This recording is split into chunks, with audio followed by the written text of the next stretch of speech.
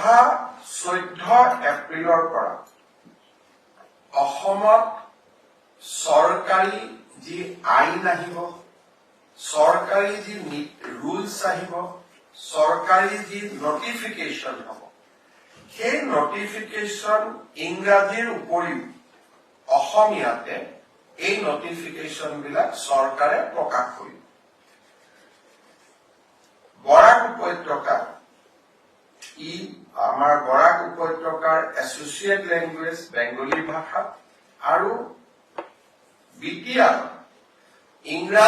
ইংৰাজী আৰু অসমীয়াৰ উপৰিও বড়ো ভাষাতো এই নটিফিকেশ্যন বা এই সিদ্ধান্তসমূহ প্ৰকাশ কৰা হ'ব। ইয়াৰ পিছত অসমৰ পুৰণা যি আইন আছে, বিধি আছে, নটিফিকেশ্যন আছে, জাষ্টিছ বিপ্লৱ শৰ্মা কমিটিয়ে সেইসমূহ অসমীয়ালৈ ৰূপান্তৰ কৰাৰ বাবে এটা নিৰ্দেশ দিছিল।